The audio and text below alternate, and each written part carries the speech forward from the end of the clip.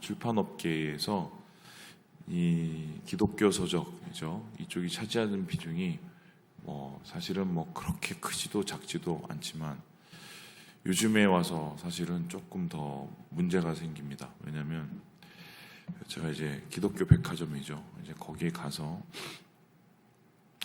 책을 이제 구하려고 가면은 요즘 책이 잘 안 나와요. 옛날에 이미 출판되었던 책들도 이제 절판이 되기도 하지만 그걸 이제 재발매하는 이 정도 수준이 가끔 나오고, 그게 아닌 이상은 이렇게 좋은 책들이 잘 안 나옵니다. 이제 왜냐하면은 사람들이 요즘엔 책을 잘 안 봐요. 그리고 책을 출판을 해도 보시는 분이 한계가 있어 놓으니까 걱정이 되는 게, 정말 교인이 줄었구나라는 생각이 들었고, 또 요즘에 정말 책을 잘 안 보는구나 이런 생각이 들었고, 그래서 예전에는 예를 들어서 10,000부 정도 팔리면 그냥 대충 했네 이러는데, 요즘엔 10,000부 팔리면 와 정말 많이 팔렸다 할 정도로 기독교 출판계가 좀 되게 쉽지가 않습니다. 근데 이런 상황 속에서도 이제 한 몇 년 전이죠. 되게 한국에서 이제 선풍적인 인기로 책을 출판해서 많이 인기 끌었던 책이 있었는데, 이제 카일 아들먼 목사님이죠. 잘 모르실 텐데 제목은 들어보셨는지 모르겠어요. 팬인가 제자인가 해서 영어로 이게 not a fan인데 굉장히 좀 읽어보면 과격한 복음? 이렇게 얘기할 수 있을까요? 굉장히 복음적인데 좀 과격해 보이는, 이게 진짜 맞나 할 정도의 얘기가 보이는 그런 주제를 다루고 있습니다. 이분은 복음을 굉장히 중요시 여겨서 그 후에 나누는 책들도 조금 과격한 어조로 복음을 이렇게 전하거든요. 근데 그때 그 책이 나왔었을 때, 팬인가 제자가 나왔었을 때 많은 목사님들 혹은 성도님들 가운데 영향을 주었던 게, 그 당시 이제 한국 교회가 가장 몸살을 앓고 있고 고민하고 있는 문제를 이 미국 목사님께서 이미 건드셨고, 그게 한국에 그때 출판이 된 거죠. 어떤 것이냐 이런 건데, 한국 교회가 최대 최고가 거의 다 있습니다. 여기 안에 세계 최고 최대, 장로교 최대, 오순절 최대, 그리고 진짜 감리교 최대, 이런 최대 최고 교회가 한국에 다 있습니다. 그러면은 이만큼 비약적인 양적 성장을 한 교회가 세계사에, 이 교회사에 찾아보기가 되게 힘들 정도예요. 근데 이게 참 재밌는 게 뭐냐면, 선교사님들의 원래 포커스는, 이 초점은 예전에 100년 전이죠. 한국이 아니었어요. 조선이 아니었습니다. 솔직히 말씀드리면 중국이었고요. 그리고 일본이었습니다. 그런데 일본은 여러분 아시는 것처럼 선교를 임진왜란 시기에도 그 예수의 선교사들이 있었고요. 그리고 개신교 선교사들도 상당히 많은 사람들이 일찍이부터 거기에 가서 전도를 했거든요. 근데 아시는 것처럼 도시 하나에 교회 하나 제대로 서 있지 않을 경우가 굉장히 많았습니다. 한마디로 실패한 케이스라고 할 수 있죠. 쏟아부은 거에 비해서. 중국 같은 경우는 허드슨 테일러 여러분 잘 아시죠? 이런 분들이나 중요한 중국 선교사님들이 거기에서 사역을 하셔서 한때 굉장히 부흥했던 적이 있었습니다. 그런데 아시는 것처럼 국민당 정부가 쫓겨나고 공산당, 중국 공산당이죠. 공산당이 정권을 차지하면서 제일 먼저 탄압받기 시작한 게 선교사, 그리고 교회였어요. 그때 선교사들이 다 추방당했고, 지금도 이제 중국에 가보면 그때 어떤 일이 있었는지 기록된 것들이 좀 있거든요. 되게 힘들었고, 여러분 아시는지 모르겠지만 워치만이라고 중국에 굉장히 유명한 영성가가 있어요. 이런 분들도 이 공산당에 잡혀갖고 회유받고 핍박받다가 돌아가시고 막 이랬거든요. 그때 그것을 계기로 굉장히 중국 교회가 많이 흔들렸어요. 그때도 어떻게 생각을 하긴 물론 지금은 많이 좀 회복이 됐지만 이제 중국 선교도 참 쉽지 않다 그랬는데 신기하게 이 조선은 이 나라가 있는지도 몰랐습니다. 솔직히 뭐 여러분 아시겠지만 그 하멜 표류기 뭐 이런 거 아시죠? 하멜이 어느 나라 사람인지 혹시 아시나요? 예. 네덜란드 사람이에요. 이 사람이 왜 한국에 왔냐? 일본 가려다가 길 잘못 들어서 한국에 온 겁니다. 도대체 맨 처음에 여기 도착했을 때 이 나라가 어느 나라인지도 몰랐습니다. 그리고 여러분 아시는 것처럼 흥선대원군이 쇄국 정책을 했잖아요. 그래서 나라를 꽁꽁 이제 쌓아맸기 때문에 선교사들이 들어와도 뭐 이건 제대로 할 수도 없는 상황이었거든요. 그런데 신기하게 투자에 비해서 선교적 투자에 비해서 우리나라 이 조선의 선교는 정말 완전히 대박이 난 거죠. 그래서 이러한 조선 선교의 대박, 한국 선교의 이런 비약적 성장에 대해서 상당히 관심을 가지고 연구하시는 분도 많다고 제가 들었습니다. 최고 최대가 이 나라에 정말 많거든요. 그런데 최고 최대가 많고 비약적으로 100년 동안 성장을 엄청나게 했으나 아시는 것처럼 교회의 체질이 건강하느냐, 사실 참 많이 아픈 부분이 많죠. 90년대부터 여러분 아시는 것처럼 PD 수첩이니 뭐 어느 뭐 추정 60분이 막 이런데 사회 고발 프로그램에 거의 단골처럼 대형교회 목사님들 나오죠. 그리고 여러분 아시는 것처럼 또 한때 우리나라의 장로 목사님이 또 장로 대통령님이 두 분이 계셨죠. 그때 잘했어야 되는데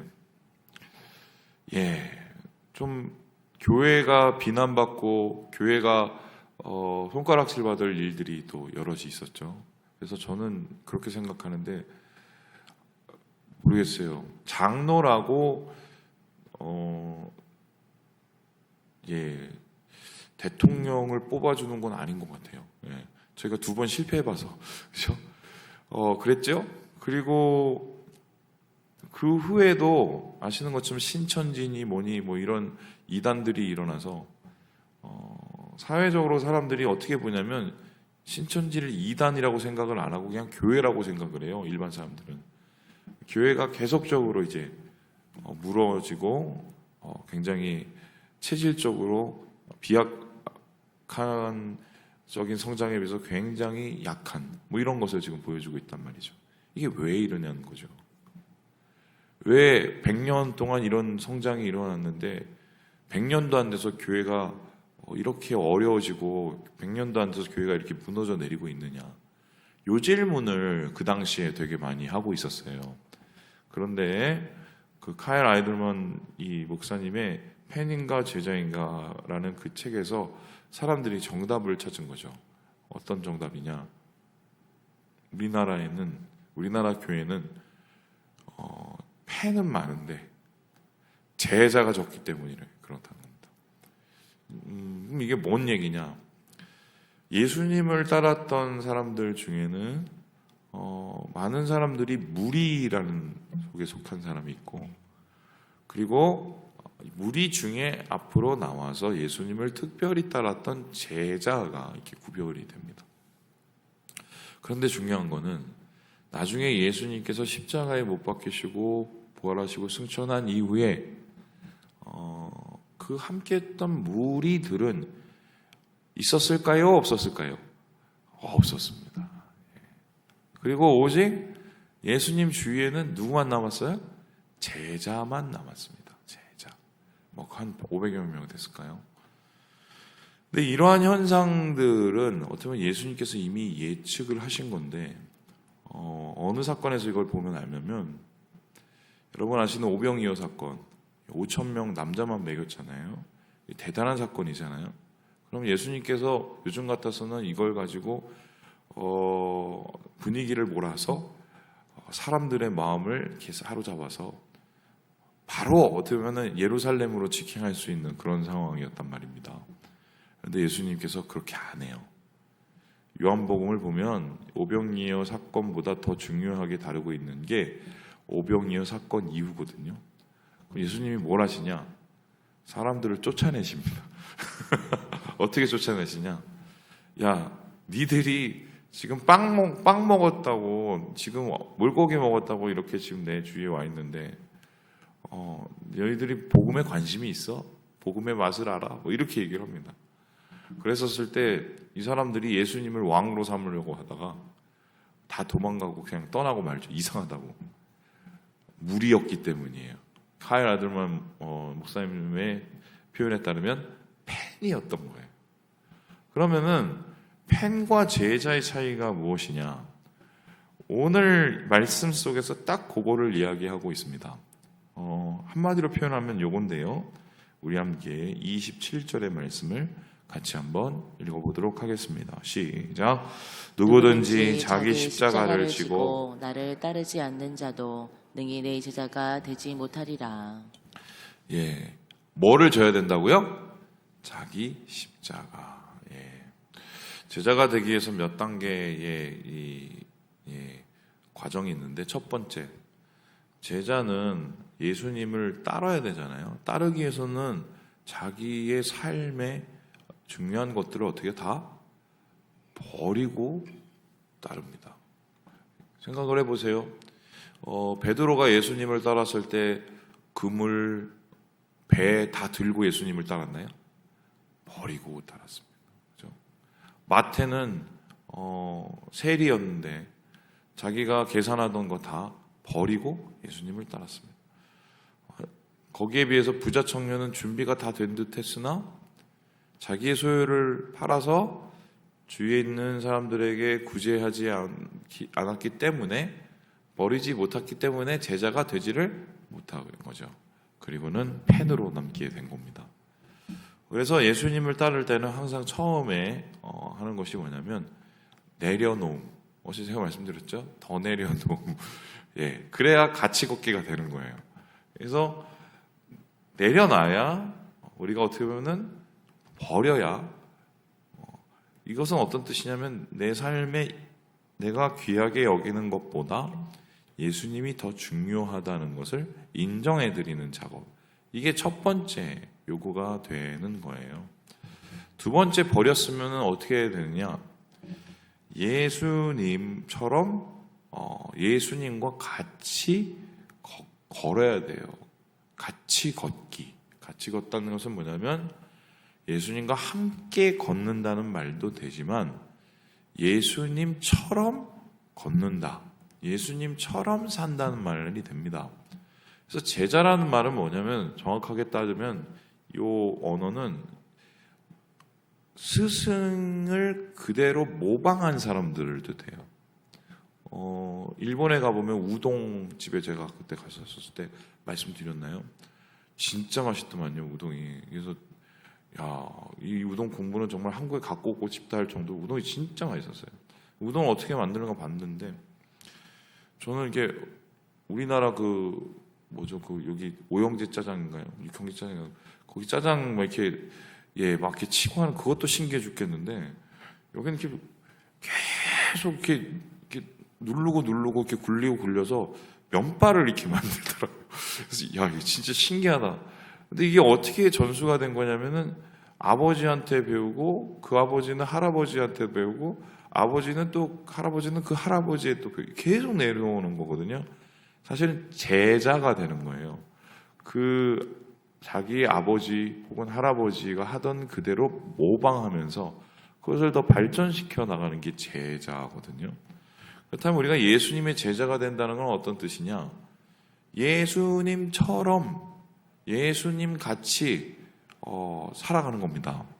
그러면 예수님처럼 살아간다는 것은 도대체 무엇이냐 한번 해봤을 때, 예수님이 왜 이 땅에 오셨는지를 알면 되죠? 예수님께서 이 땅에 오신 거는 최종적으로 뭐를 지기 위해서 오셨습니까? 십자가 지러 온 겁니다. 그죠? 십자가를 져서 이 땅에 있는 사람들을 구원하기 위해서 오신 게 예수님이십니다. 십자가를 지기 위해서 예수님도 하늘 보좌를 버리고 왔죠. 제자들도 버리고 예수님처럼 뭐를 져야 돼요? 십자가를 져야 이게 제자인 겁니다.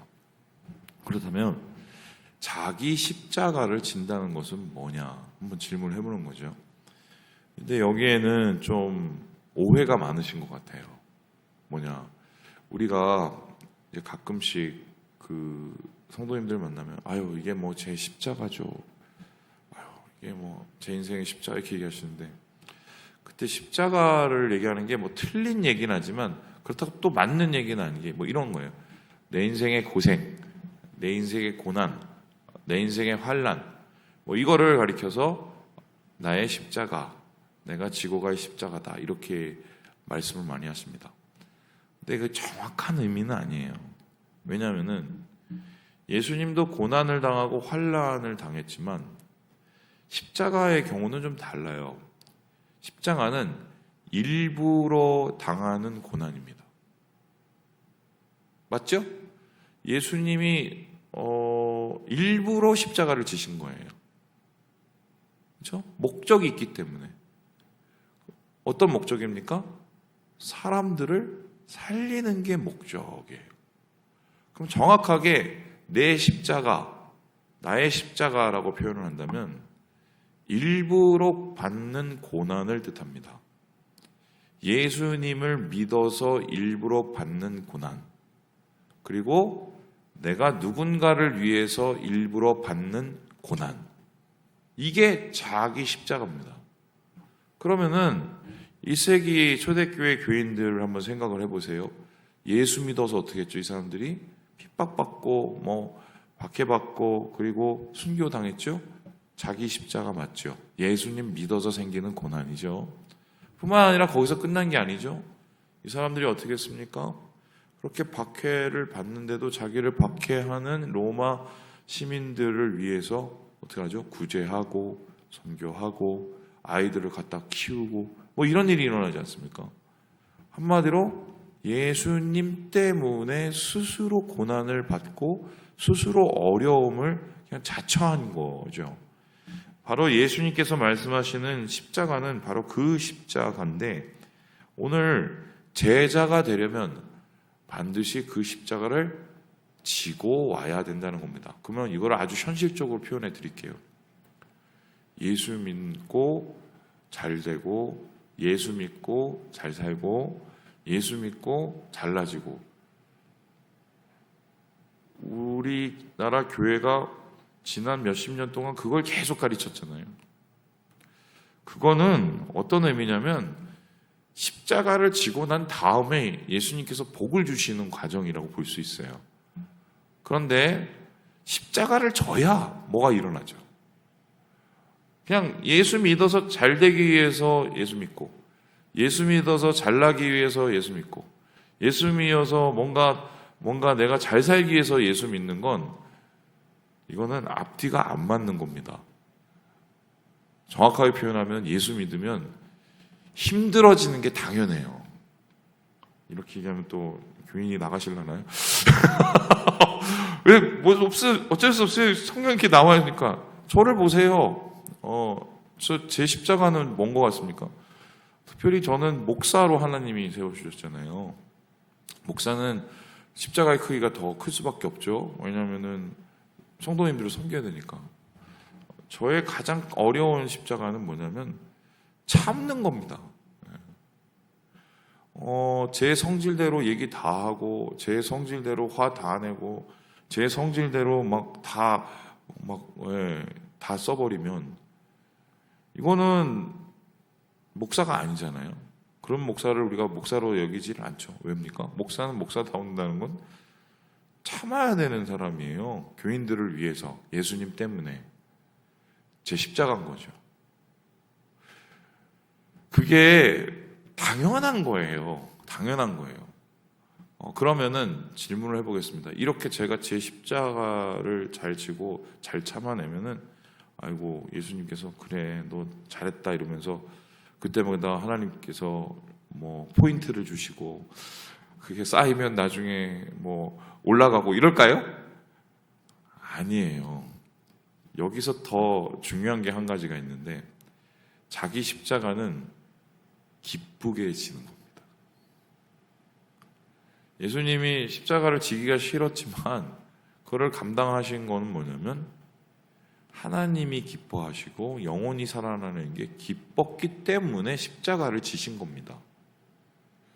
그래서 제자는 십자가를 자원해서 기쁘게 집니다. 그래서 제자가 되기가 되게 어려운 거예요. 그런데 한국교회가 이거를 제대로 안 가르친 거예요. 그래서 그 꼴이 났던 거예요. 오늘 예수님께서 마지막에 이렇게 얘기를 하시는데요. 우리 함께 34절 읽고 마무리해 보도록 하겠습니다. 34절입니다. 시작. 소금이 좋은 것이나 소금도 만일 그 맛을 잃으면 무엇으로 짜게 하리요. 여기 보세요. 소금인데 안 짜요. 이런 소금이 진짜 있을까? 있습니다. 뭐냐면은 불순물만 잔뜩 있고 그 안에 있는 짠기가 사라진 버려진 소금이라는 것들이 있어요. 실제적으로 보면은. 그런데 겉으로 볼 땐 소금이에요. 먹어보면 소금이 아니에요. 짝퉁이죠. 짝퉁 소금. 그럼 쓸모가 있습니까? 없습니까? 없어요. 땅에 버리죠. 한국교회에 대한 하나님의 말씀이라고 저는 생각을 하는데 겉으로는 제자예요. 말도 제자예요. 제자 훈련도 다 받아요. 그런데 실제로 보면은 십자가를 안 져요. 기쁘게 십자가를 감당 안 하려고 해요. 피하려고만 해요. 이게 과연 어떤 의미일까? 오늘 예수님께서 우리에게 그 질문을 던지시는 거죠. 말씀을 마칩니다. 사랑하는 여러분, 하나님이 찾으시는 사람은 제자입니다. 우리의 십자가, 예수 믿고 누군가를 위해서 지는 그 십자가 기쁘시게 잘 감당하시고, 제가 위로의 한 말씀을 드리면 그래도 하나님이 능력을 주셔서 잘 지게 하십니다. 그래서 주의 능력 가운데 오늘을 잘 살아내시는 우리 모든 형제 자매들 되시길 주님의 이름으로 축원합니다.